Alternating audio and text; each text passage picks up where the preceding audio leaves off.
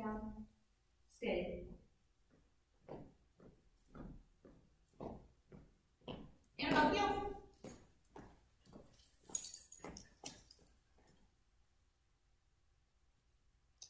So looking at Annabelle right now, you might think, she is the smartest dog alive, and I could never train my dog to do this.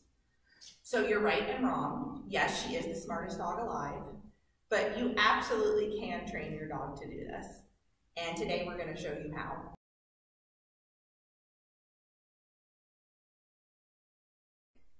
Hi, I'm Megan Mann, and I'm the County Extension Director in Lake County. I'm also the livestock agent here, and today, as day 3 of the 4-H virtual day camp in Lake County, I'm going to show you guys some techniques for training your dogs. Now, full disclaimer, I am not a professional dog trainer. Some of the techniques that I use may not be the things that work for you, but I'm going to share what worked for me. If you continue to have problems with your dog, I would definitely encourage you to reach out to a professional trainer to get help. But this is a great way to spend some extra time with your dog while you're at home and come out of it with a more productive partner at the end. So today we're going to progress through a lot of things using my dog, who is pretty well trained. I've worked with her for a long time to learn these things. So I'm going to show you kind of what it looks like at the beginning and then how to progress all the way through. It's really important to understand that dogs have short attention spans. So you're not going to teach your dog all of this in one day, and I don't want you guys getting frustrated. The idea is to do a little bit every day and keep it really fun and interesting for your dog. So you don't want them to get frustrated or burnt out, and you don't want to get frustrated or burnt out. So maybe keep your training sessions pretty short, do 2 or 3 minutes in the morning and then maybe come back to it 2 or 3 minutes in the afternoon. You want this to be something that your dog really enjoys doing with you, not something that they want to hide from you because they feel like they're just going to get in trouble and not do it right. Also, a lot of this stuff dogs learn at different paces. So some stuff you may progress through really fast, and other stuff you may stay stuck in the same place for a couple of days. But don't give up. Keep trying over and over again, and you'll notice little differences over time.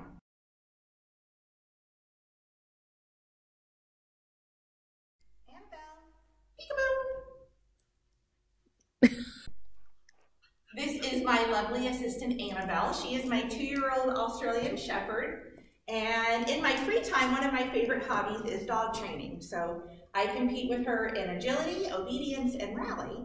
And I've worked with some 4-H kids doing a spin club last summer. So a lot of you guys are at home right now and you're having an extra long spring break that we didn't expect, and you're home with your dog. So I think this is a really good opportunity to use this time productively to work on training your dog.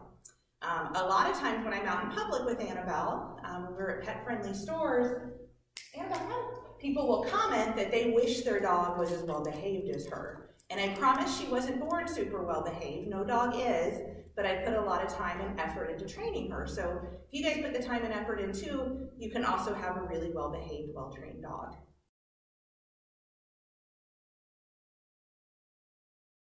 What do you need to have to train your dog? Hopefully stuff you guys already have at home. First and most important thing, of course, is a dog or a really tolerant cat. And actually, a lot of the training techniques that we're going to talk about today, you can apply to just about any animal. There's some behavioral scientists actually doing some of these training techniques on hermit crabs right now. So I would encourage you guys to be really creative, and if you end up training something other than a dog, I would sure love to see the video of how that turns out. All right, so you need a couple things. For one thing, you need a flat collar. So Annabelle is kind of bougie, and she likes to wear fancy collars, but it sure doesn't have to be fancy. So just a plain flat collar. You need a leash. I like to use a 6-foot long leash because that's helpful for teaching stay, but any kind of leash is just fine. And then you need to figure out what motivates your dogs. So some dogs are really motivated by toys. You can see Annabelle's very motivated by a toy. So having something that you can play tug with may be a good enough reward for your dog. So you may already have some toys at home. And you can see Annabelle really likes this. This really makes her happy, so this is a good way to reward good behavior. So play with that. Some dogs are a lot more motivated by treats. So I like to use treats that are small and easy to chew and low calorie so that we're not giving them too many. But if you don't have dog treats at your house right now, you could also take a little bit of cheese and crumble it up. Just be careful about things that might be poisonous to dogs, like chocolate and avocados and onions, but tiny pieces of people food is okay as a substitute for a treat if you don't have anything else. All right, so let's get started.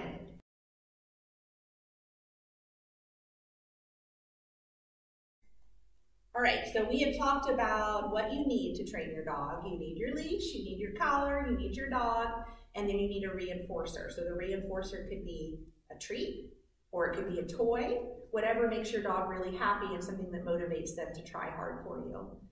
The thing that you really have to understand about animal training is timing, though. Animals don't understand that we can't have conversations with them like we would with a person. So if you do something that makes me really happy, I can talk to you about it weeks later and you know what I'm talking about. So I could say, man, you did a great job with your record book, and you know exactly what I'm talking about, and that might be reinforcing to you. Or conversely, I could say, it really makes me upset when you leave your dirty dishes in the sink and don't wash them, and you understand what I mean. With dogs, we have to reward or punish the behavior the exact second it happens so they understand what behavior they did that either made us happy or made us upset. So most dogs, including Annabelle, do a whole lot better with positive reinforcement than they do with punishment. So what I typically do with her, especially when I'm training new behaviors, is I ignore it when she gets it wrong. It's not a big deal. There's no punishment for getting it wrong because I want her to keep trying. When she gets it right, I have to mark the behavior right as it happens and then reward it. The reason I mark it instead of just rewarding is that I can't get the treat into her mouth fast enough or get the toy to her fast enough to connect what she did right with that behavior. So a good example of this is if you're teaching your dog how to sit, and the dog sits when it's told to, and then you go and reach into your pocket and get the treat, and by the time you give that dog the treat, his bottom is already up off the ground. He thinks you're giving him the treat and marking the behavior of standing back up, not sitting. So you have to communicate to him somehow that the behavior that he did that you wanted was sitting down. So some people will use what we call clicker training, and those are these little clicker things that you can hold in your hand, and you teach the dog that that click means a good job. And you can click and treat and click and treat and click and treat. That's called priming the clicker, and that allows the dog to associate that click with the promise that a treat or a toy is coming. That way you can click right at the moment their bottom hits the ground and give the treat at a later time. I am kind of klutzy, so I don't use a clicker. I just use my voice. So I'll normally use the word yes. But obviously Annabelle does not speak English, so I had to teach her what yes means.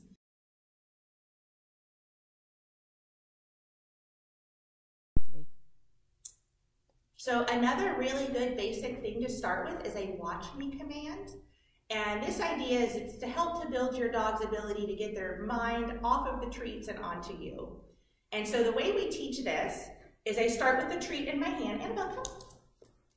And I'm gonna put it right next to my eyes, and I'm gonna say, watch me. And the second that her eyes flick from the treat to my eyes, so you have to really be paying attention to their little eyes, and the second she looks at me, yes, and then I give her the treat. And as they get more advanced, and I've done this with Annabelle since she was a little puppy, you can start moving the treats much further away. Watch me, yes. And so that the idea with that is that they learn to pay attention to you, and they also learn to pay attention in distraction. So having a treat over there is highly distracting, but the fact that she knows to look for me and that the reinforcement is coming from me and not the treat is a really handy thing to get their focus on you. I've been training Annabelle for a couple of years now, and we still start every single practice session with a little bit of watch me, just to make sure that she's ready to work.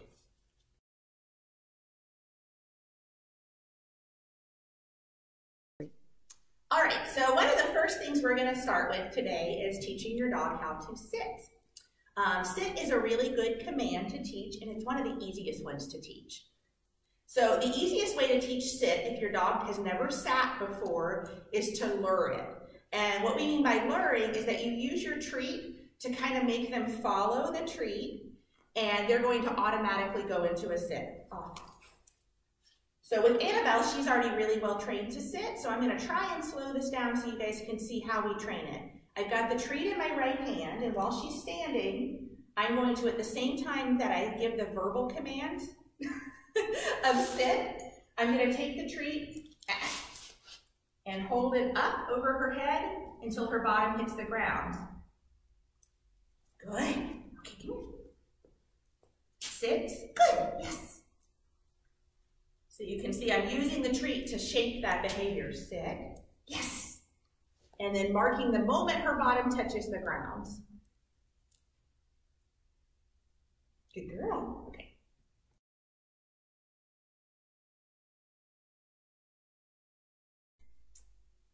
All right, another good command to teach your dog is the command for lay down. So the easiest way to start this is from a sit. So I'm going to tell her to sit. And then again, I can lure this behavior until she learns it. So if I take the treat and I put it below her nose and then pull it down and out away from her body, down, good down. So let's try that again. Sit. I'm going to take my treat down and lure it down. Yes, good. Okay. We can also teach the down from a stand position, stand. And doing that, we actually kind of lure them into a bow first, so their front end goes down first. So I can say down and then pull the treat out until she, yes, good job.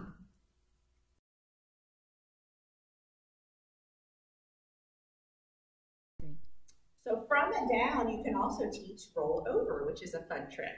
And the easiest way to do this is, again, to lure it and shape it. Sit down. And so I can take my treat and kind of pull it over her shoulder. Good, over, good job. Good girl. Okay, that's good. Let's try that again. Sit, down, roll over. Good job. Yes, good job.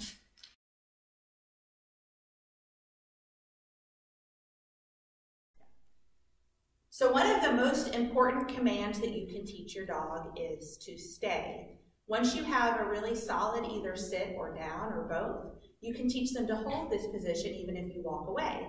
I consider these one of the life-saving commands because you could be in a situation where if the door was left open or there was a dog fight going on or something where you needed to make sure that your dog was going to get in the position that you told them to and keep that position. That can be really, really important.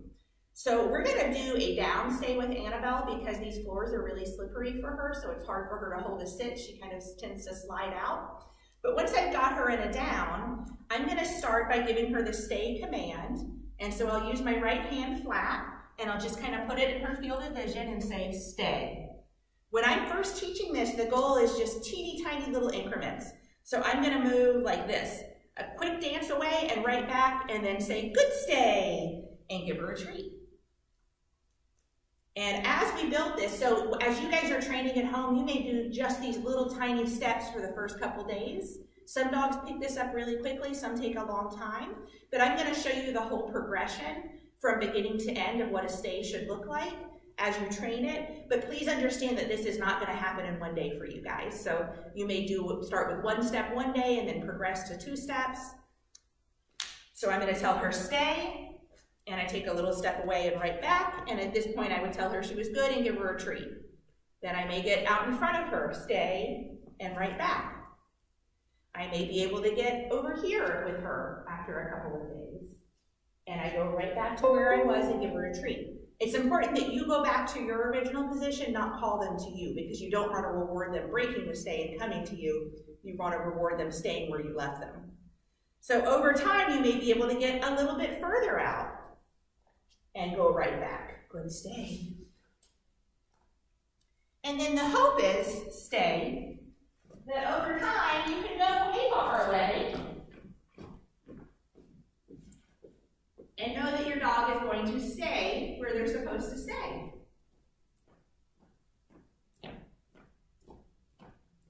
A good way to test your stay to see if it's really solid is to use your leash to give them conflicting commands. So I'm going to tell her stay, while at the same time I'm tugging on her leash. So even though I'm pulling on her, she knows that that stay means stay put. Good girl, good puppy, good job.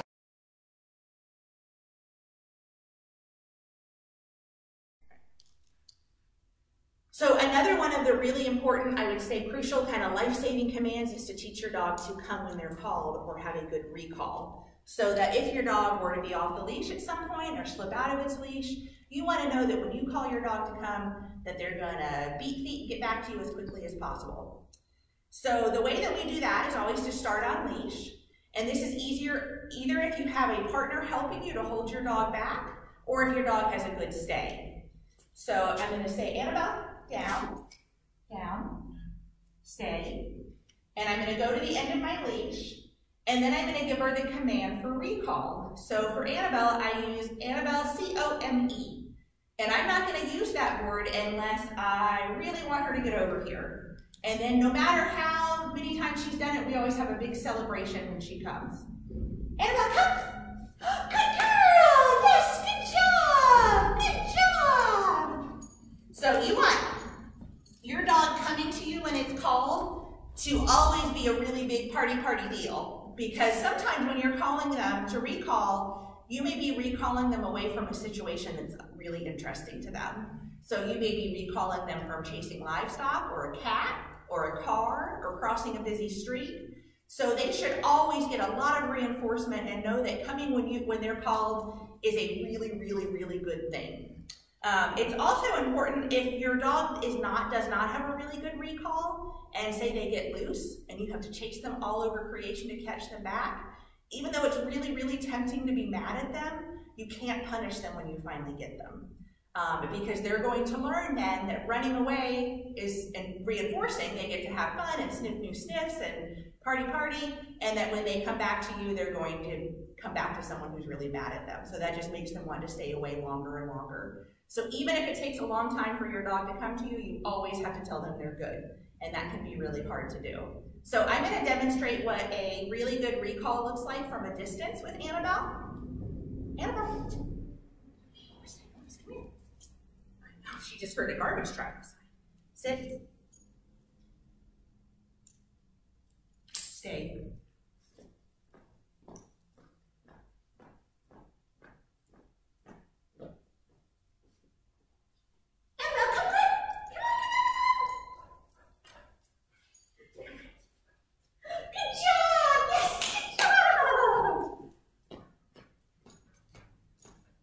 So even though Annabelle has known how to come when she's called for a long time, we always celebrate it and make it a really big deal because I want to know that no matter what else is going on, if I call her, she's going to run to me. That's a really important thing to teach your dog.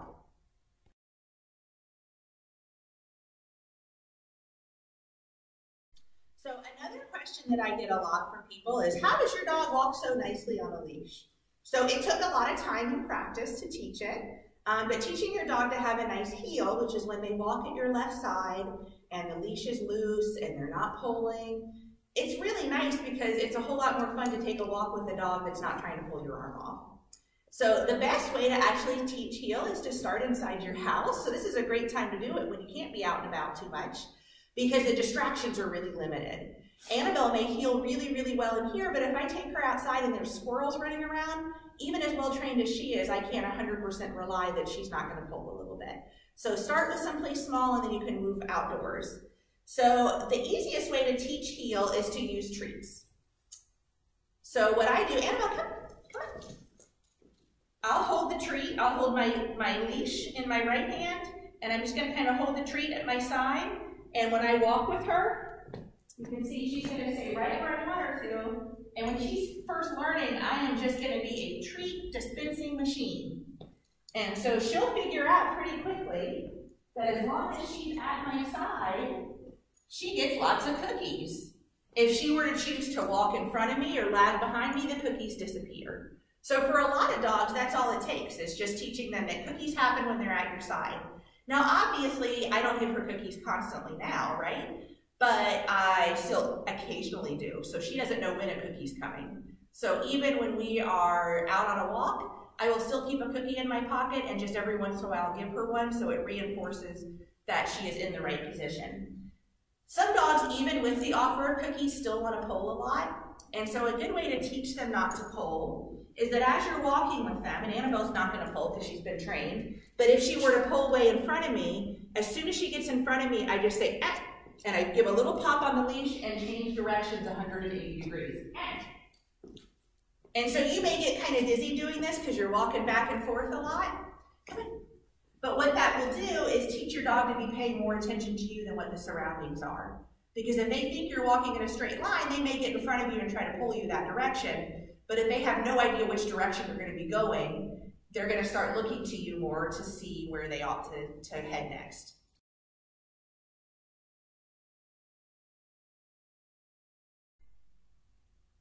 All right, so the last trick I'm going to teach you guys is a really easy one once you have these other pieces put together, but it is always a crowd pleaser, and that's peekaboo. That's one of Annabelle's favorite tricks to do. All you need to have a good peekaboo is a solid sit, solid stay, and a solid recall. And if you have those three things, you can put it together pretty quickly. And so the way that we teach this, we start by, Annabelle, come here. We start by putting the dog in a sit. And I'm going to show you guys from a sideways how we do this. Sit, good, stay. And then I'm going to go stand in front of the dog. When I first start teaching this, I'm going to use a treat to lure her.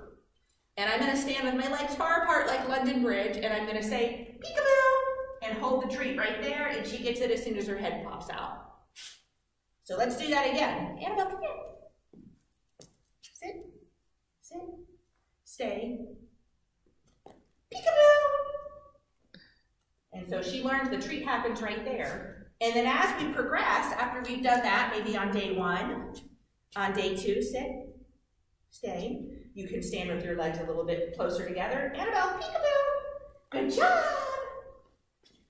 And you do that for a couple days. And then eventually, sit. You can stand with your legs pretty close together. Annabelle, peekaboo. And you get the full trick. It looks really cute from the front. Sit, stay. Annabelle, peekaboo. And that's a fun, easy one to teach your dog that'll make people laugh for sure.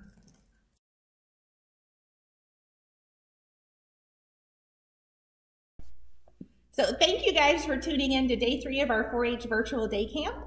And you guys are here on an especially special day for us because today Annabelle turns 2 years old. So I hope you guys will join me and we're going to sing her happy birthday and give her some cake. You ready? Happy birthday to you. Happy birthday to you. Happy birthday, dear Annabelle. Happy birthday to you and many more.